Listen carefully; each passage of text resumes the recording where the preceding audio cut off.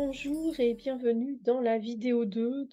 Nous étudions le texte qui s'appelle Le pilotage par l'intention de l'âme, donc un texte du 24/12/2004. Et nous commençons aujourd'hui la vidéo numéro 2 où nous allons parler ensemble de la vision de l'âme, puisque Grabovoi, à la fin de l'exercice 8, l'exercice qui terminait la vidéo 1, nous parlait d'entrer dans la vision de l'âme. Et l'exercice 9 nous parle de ça.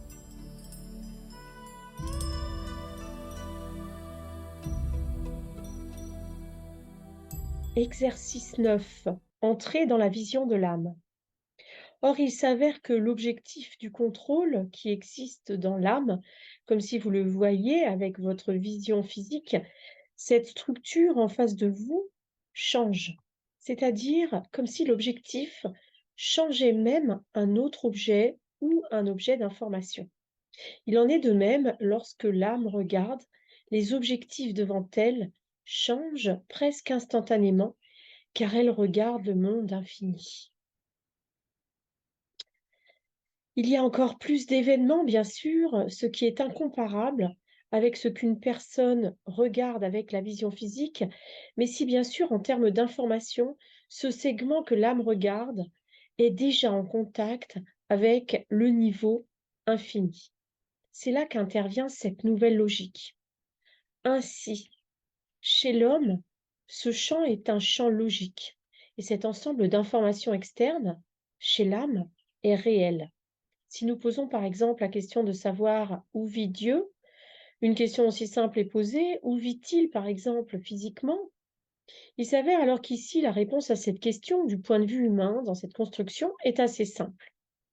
L'âme, elle, voit la vérité, c'est-à-dire que pour elle, l'universel est l'universel, c'est-à-dire qu'elle affecte directement le monde entier, pour ainsi dire.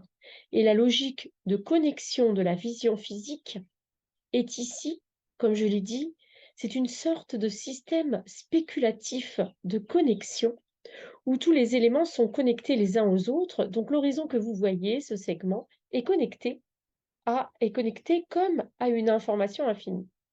Et quand vous commencez à apporter la structure de la vision de l'âme à l'objectif de contrôle, où l'âme crée un niveau et un nombre infini de buts, c'est-à-dire un espace de nouveauté et un espace d'ancienneté, où l'information est connue ou absolument inconnue, et ces deux espèces cessent de différer.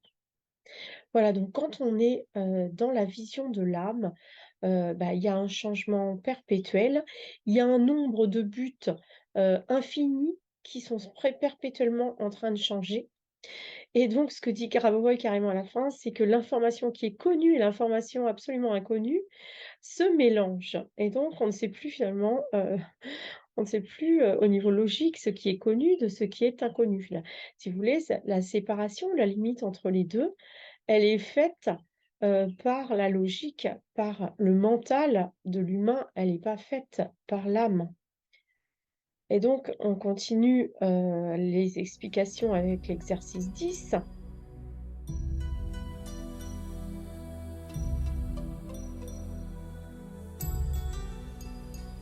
Exercice 10.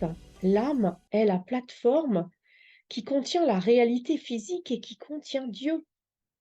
Dès que vous commencez à apporter cette structure de vision de l'âme à la structure de l'action de l'âme, alors il s'avère qu'ici, la plateforme pour tout ce que vous percevez, encore une fois, c'est l'âme.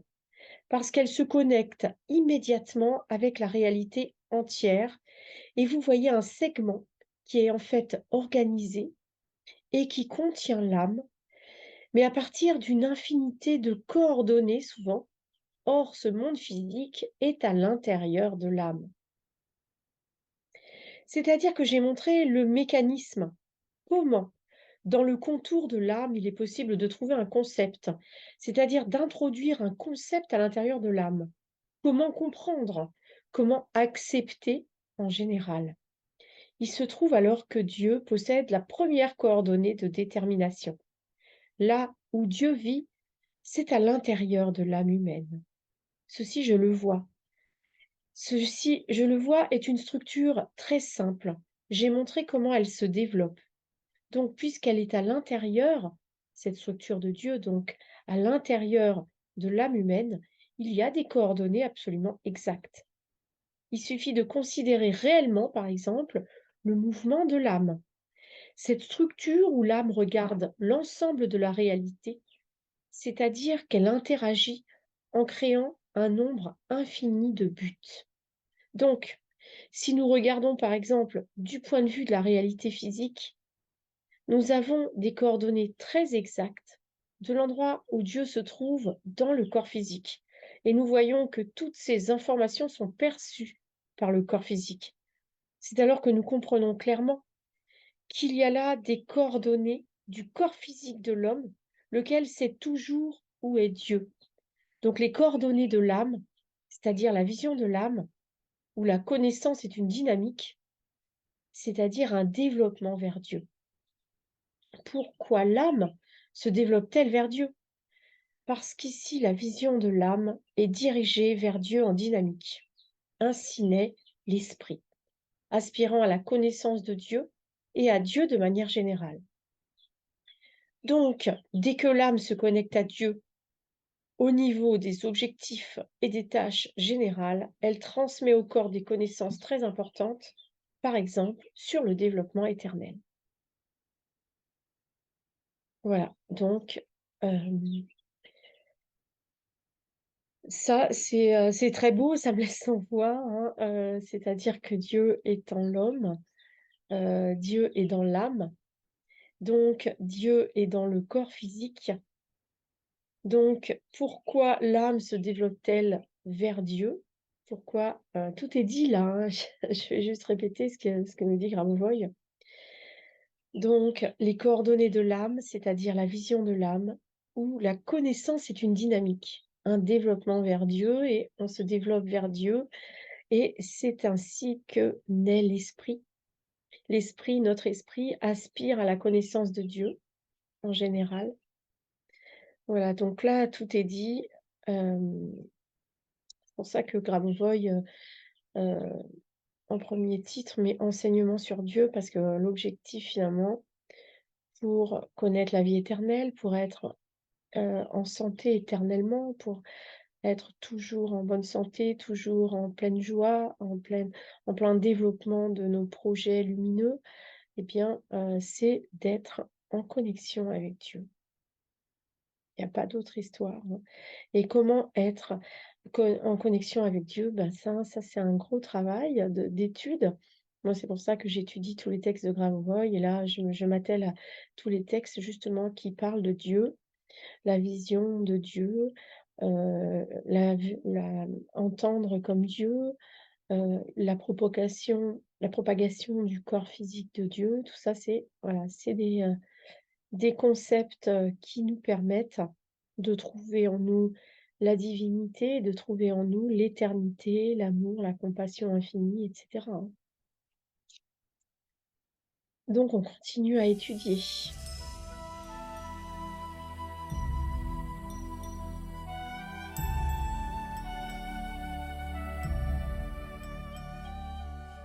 Exercice 11.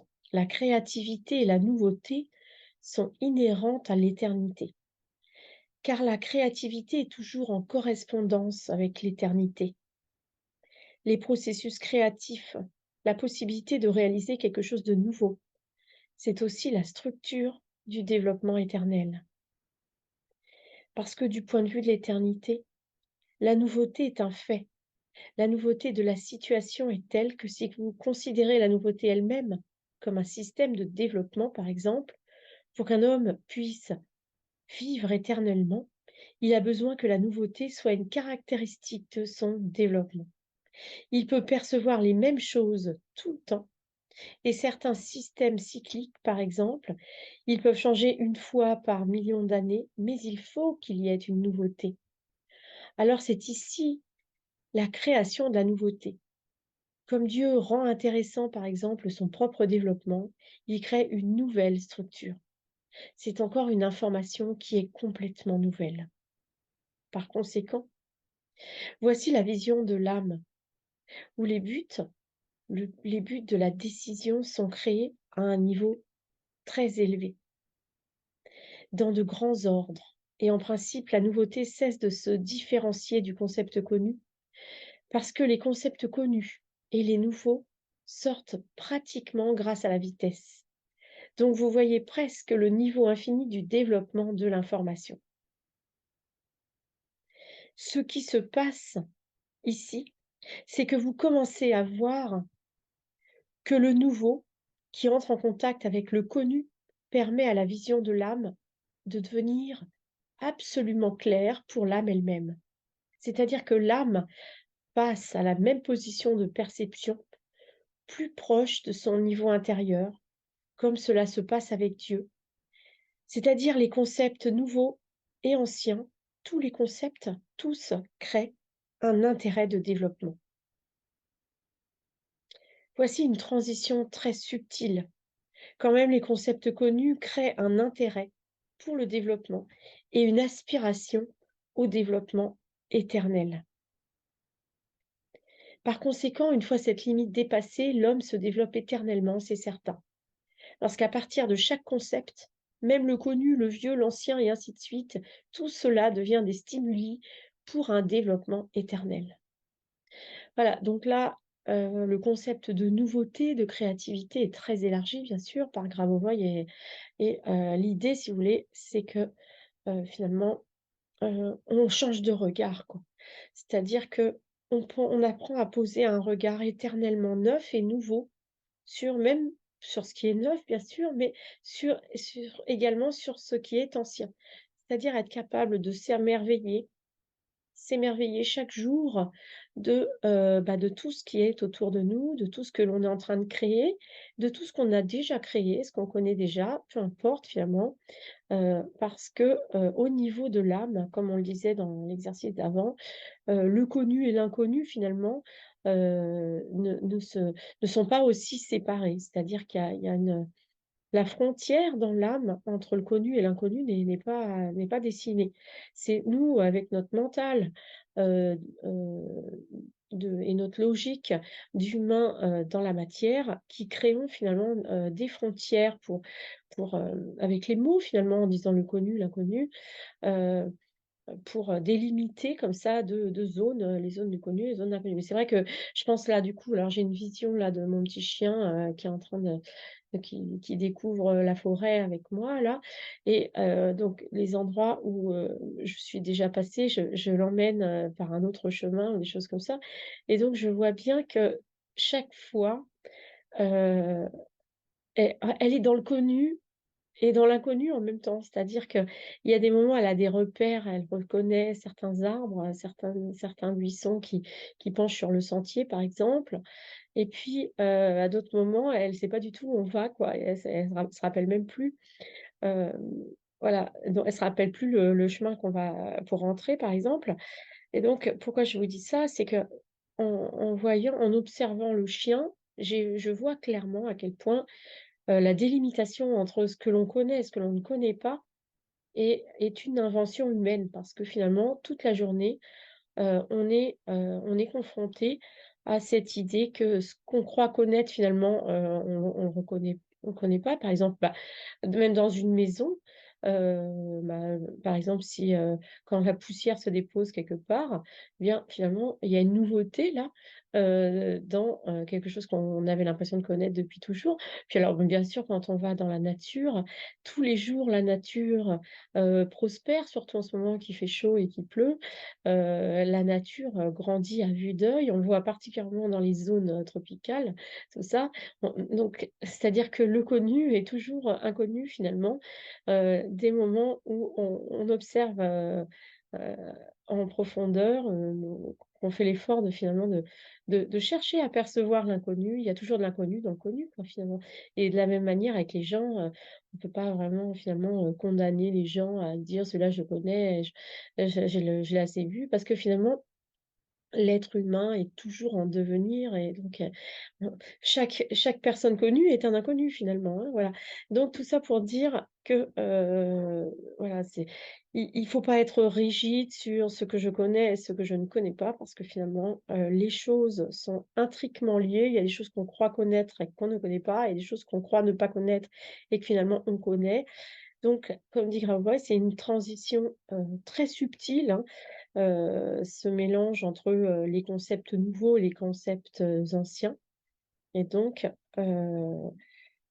tout, finalement, le connu comme, l'inconnu, devient une source de nouveauté et de renouvellement.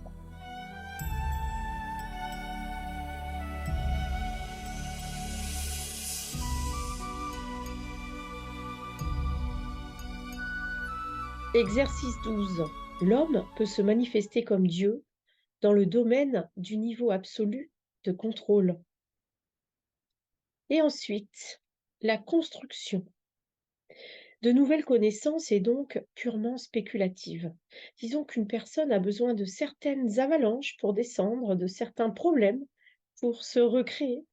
Pourquoi a-t-elle besoin de nouvelles situations qui pourraient même être problématiques? Ainsi, en termes de logique, il y a dans chaque élément de la réalité un système d'action de tout individu, c'est-à-dire que dans le collectif, la conscience manifeste la volonté de toute personne.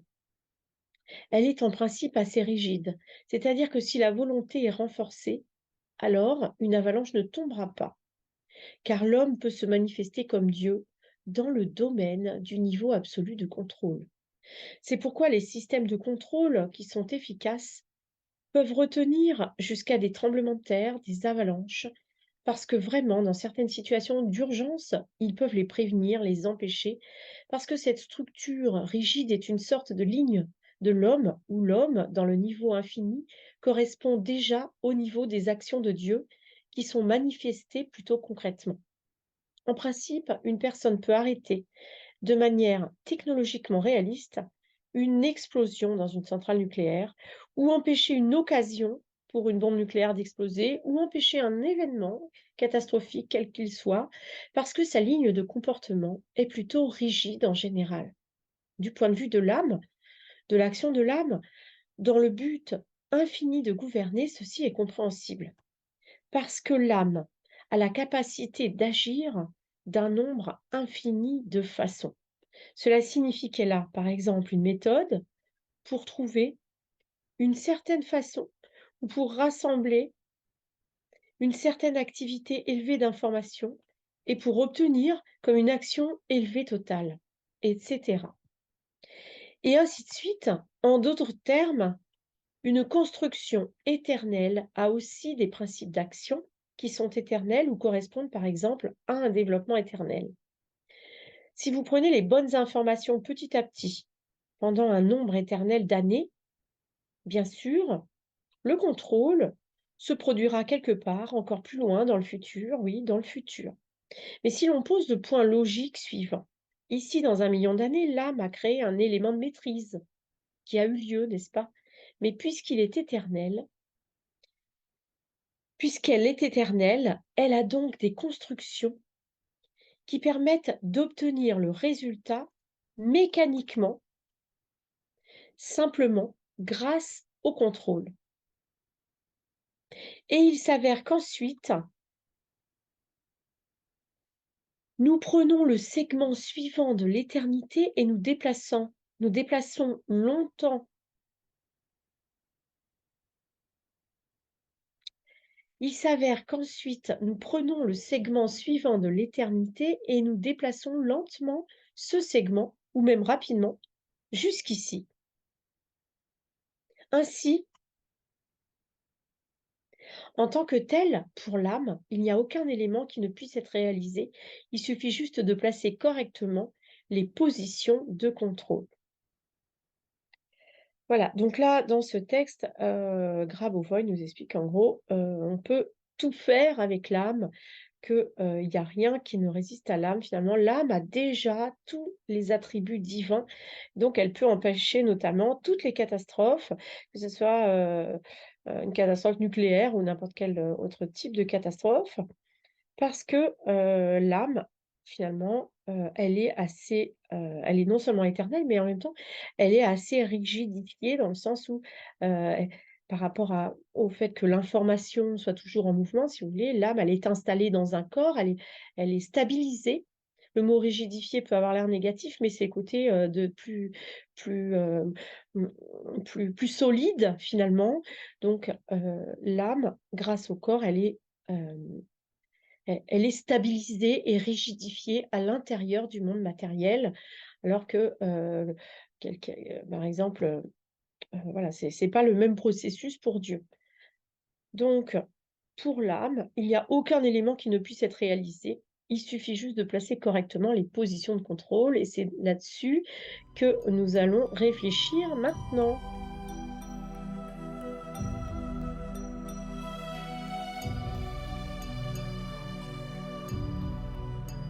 Exercice 13. Que faut-il faire pour aller vers soi? Et l'autre question qui apparaît, c'est qu'est-ce qu'il faut faire pour aller vers soi? Absolument. Plus le contrôle est créatif pour tout le monde, plus la partie exécutable avance vite. Là, naturellement, une certaine matrice, une certaine expérience est laissée derrière. Donc, plus vous travaillez en termes de système prévisionnel, de système prédictif, plus votre prochain événement est facile et plus vous êtes préparé pour le prochain événement. Et ici, au niveau intentionnel du contrôle de l'âme, il y a toujours cette connexion. L'âme contrôle dans le but d'acquérir de l'expérience pour l'homme lui-même. C'est-à-dire que les connaissances d'un homme ne doivent pas être chaotiques et elles le concernent d'abord personnellement. Alors pourquoi une personne va-t-elle à l'école alors que le savoir est individuel? Quoi qu'il en soit, la connaissance individuelle aide une personne dans l'école commune, c'est-à-dire qu'il y a une certaine intersection avec le niveau collectif de la conscience. Et puis, il y a aussi les âmes des personnes qui créent, elles mettent en œuvre leur programme d'action personnelle dans les conditions du collectif. C'est-à-dire que l'âme des gens ou les âmes des gens ont un certain niveau où il y a le niveau de l'action collective.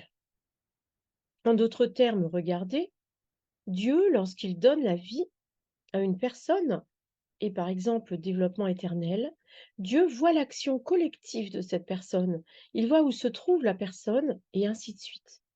De la même façon, lorsque vous donnez le contrôle, je veux dire dans les objectifs de développement, que vous donnez le contrôle à votre âme, vous voyez comment les âmes travaillent effectivement en général dans un collectif. C'est-à-dire que vous voyez l'action collective de l'âme. Voilà, donc ça, c'est un très bel exercice, hein, et également. Donc, juste avant, on parlait que l'homme peut se manifester de la même manière que Dieu. Et là, bah, c'est justement, et on rentre dans les détails en se disant que faut-il faire pour aller vers soi, c'est-à-dire que c'est d'aller vers le collectif finalement nous rapproche de nous-mêmes. Et donc, comme Dieu, l'âme a besoin, de s'insérer dans l'âme collective et de faire partie, de tâches collectives. Et on continue avec l'exercice 14.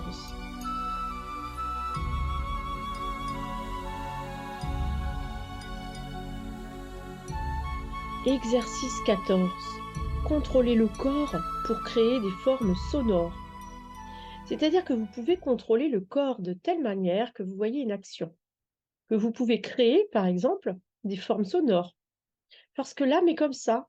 C'est comme ça, si vous créez, par exemple, une action à longue distance, alors vous pouvez produire, par exemple, une vibration sonore. Quelle est la différence? Vous pouvez produire des vibrations sonores où vous voulez.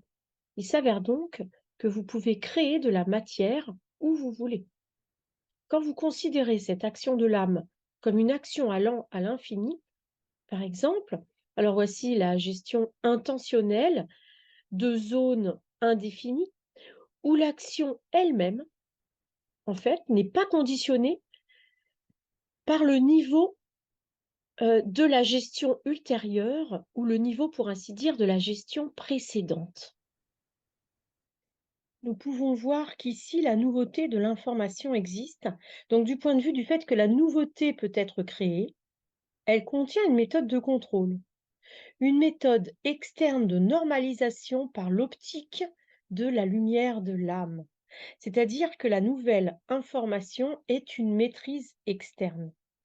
Si nous considérons l'information comme si elle était décomposée de façon chaotique dans l'espace de contrôle et que nous essayons de la décrire en termes de propriétés de l'âme pour créer des formes sonores à n'importe quelle distance, dans n'importe quel endroit, seulement du point de vue du son, il y a donc une forme matérielle. Voilà, donc l'information finalement porte en elle une forme matérielle. Et donc Grabovoi après nous dit: «Mais pourquoi sonore?» Parce que sonore, c'est la première vibration que, nous sommes en train de créer. C'est vous voyez, c'est le premier niveau matériel de ce que nous créons. Hein, il explique ça dans les phrases suivantes. Mais pourquoi exactement sonore? Parce que grâce à la vibration du son, vous pouvez créer un mot et d'autres systèmes de contrôle. Sur cette base, nous arrivons progressivement au fait que cette action collective de l'âme, que j'ai généralement décrite comme un système d'information externe, l'action collective de l'âme crée en fait la structure de contrôle suivante. Et la suite, je l'ai mis en gras, hein. Lorsque l'âme commence à s'approcher de ce lieu où les âmes agissent collectivement, l'âme commence à voir comment le corps humain naît en fait de l'âme. Et ce moment-là, c'est ce moment-là où le corps apparaît. Par conséquent, quand vous pouvez voir comment Dieu crée le corps humain à travers l'âme, pour ainsi dire, quand la première personne fut créée, par exemple, ou à travers votre propre âme. Voilà. Donc là, ce que nous dit Grabovoi, hein, c'est que pour que l'âme, crée un corps physique, eh bien, c'est que l'âme, elle se rapproche de l'âme collective, c'est-à-dire elle se rapproche de Dieu qui est une forme d'âme collective et elle se rapproche des autres de manière générale. Donc c'est vrai que dès le moment où on parle, qu'est-ce qu'on fait? On envoie une information à quelqu'un d'autre, donc il y a au moins 2 ou 3 personnes, voire plus et donc on commence à créer de la matière avec les mots en s'adressant à quelqu'un et voilà, c'est juste magnifique ce texte et la suite dans la vidéo prochaine.